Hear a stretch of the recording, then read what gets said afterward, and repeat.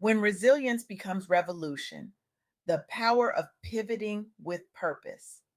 Have you ever stood at the edge of a decision so terrifying that your entire body seemed to reject the very thought of taking that step? That moment when you know deep in your bones that staying where you are might be comfortable, but it's slowly suffocating your potential. I recently had the extraordinary privilege of interviewing Monique Rodriguez, whose journey from registered nurse to beauty brand CEO exemplifies what happens when we dare to leap despite that paralyzing fear. Her story isn't just inspiring, it's revolutionary. In a world where playing it safe is the default setting, Monique chose to rewrite her destiny with bold strokes of courage and determination.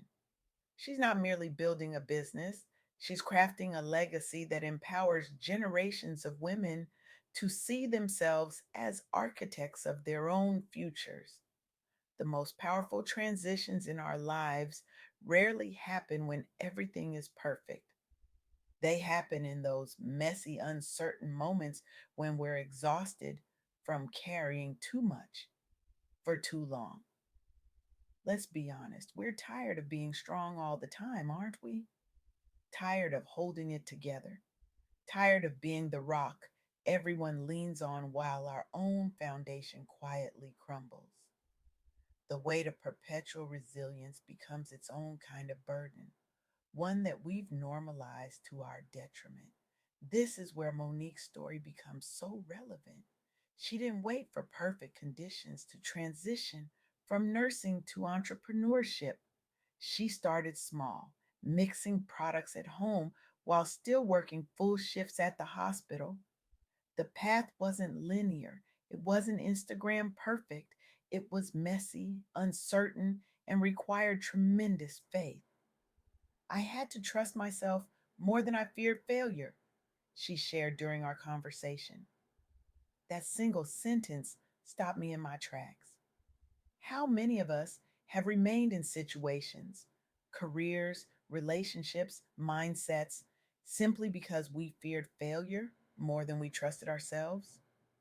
The question itself feels like an indictment of all the dreams we've postponed, all the risks we've avoided, all the growth we've denied ourselves. This isn't just about career transitions. This is about the revolutionary act of choosing yourself when everything and everyone around you has conditioned you to choose others first. It's about recognizing that your dreams aren't selfish indulgences, they're vital expressions of your purpose. Monique leaned heavily on her partnership with her husband, Melvin. She built strategic relationships within her industry. She consistently sought opportunities for learning.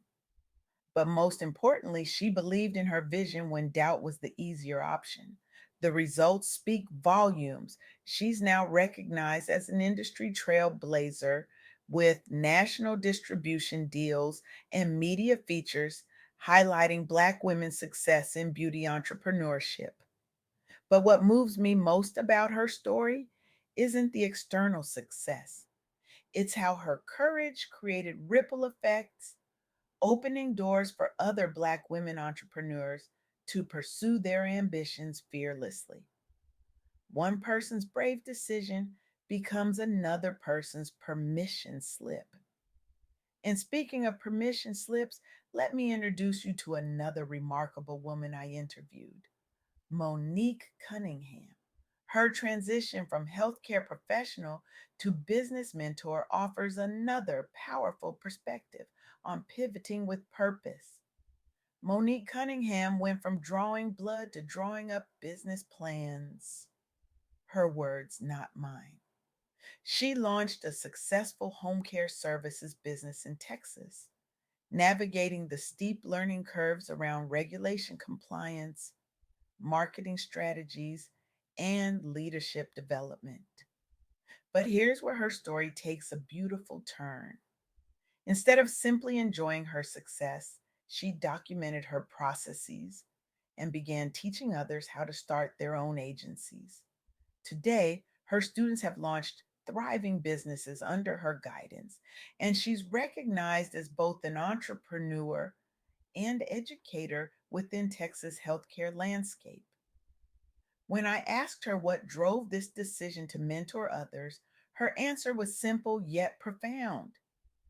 I saw gaps in quality care delivery and realized more culturally competent providers were needed statewide.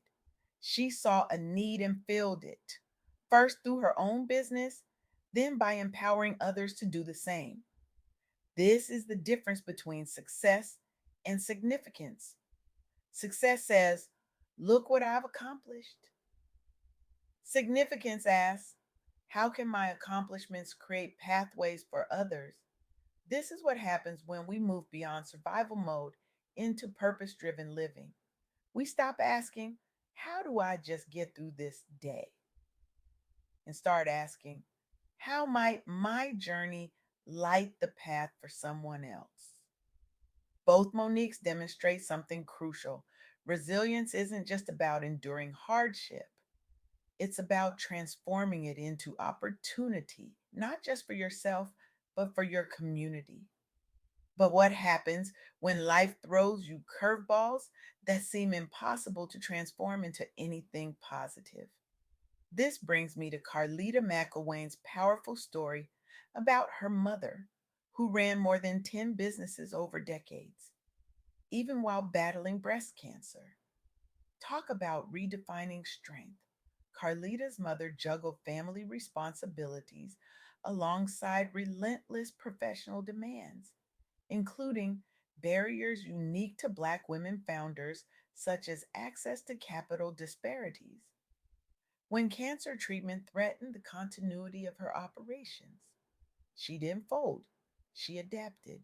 She prioritized flexibility, pivoting between ventures when needed.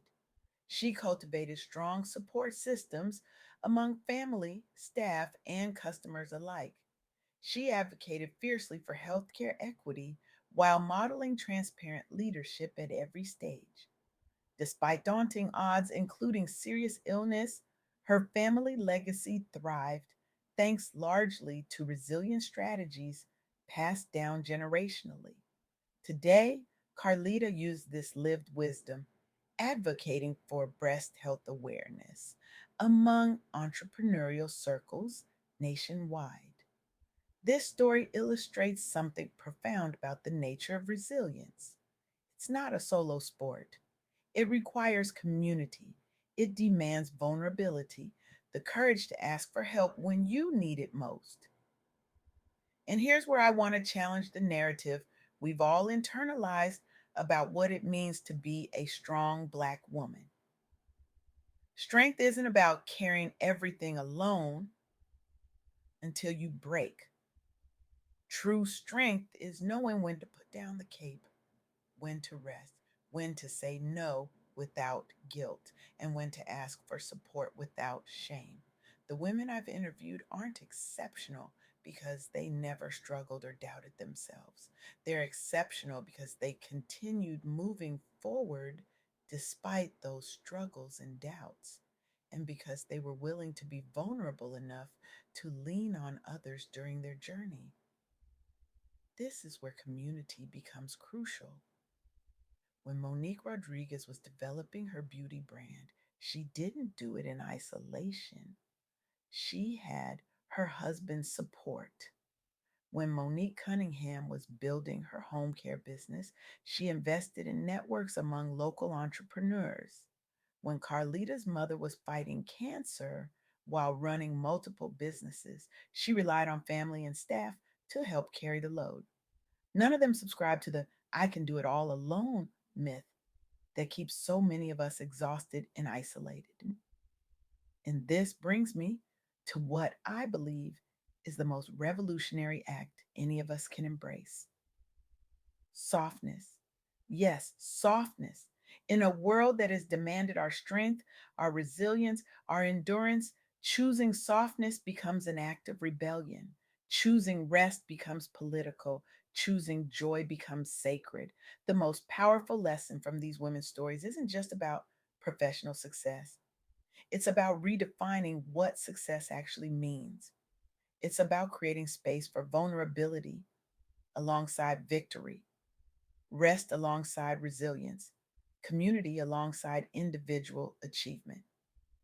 So I ask you today, what would become possible in your life if you trusted yourself more than you feared failure? What dreams have you been postponing because survival mode has become your default setting? What cape are you ready to put down? What boundaries are you ready to establish? What joy are you ready to reclaim? The revolution begins with you. Not someday when conditions are perfect, not when you have more time, more money, more certainty. No. Today, in this moment, I challenge you to take one step, just one, toward that dream you've been carrying silently. Write it down, speak it aloud, share it with someone who will hold you accountable to it. And when doubt creeps in, as it inevitably will, remember Monique Rodriguez mixing beauty products in her kitchen after exhausting hospital shifts. Remember Monique Cunningham documenting her processes so others could follow her path. Remember Carlita's mother running businesses while battling cancer. Remember that resilience isn't about perfection, it's about persistence. It's about getting up one more time than you fall. It's about believing in your vision when no one else can see it yet. The world doesn't need more exhausted people carrying everything alone. It needs more of us willing to transform our pain into purpose, our challenges into change, our resilience into revolution. Your story, with all its messiness and uncertainty, might become someone else's roadmap. Your courage might become someone else's permission slip. Your pivot might inspire someone else's purpose. This is how personal resilience becomes collective revolution. This is how we change not just our own lives, but the world around us. So take that step. Trust yourself more than you fear failure. And remember, when you choose yourself, you create space for others to do the same. The revolution is waiting, and it begins with you.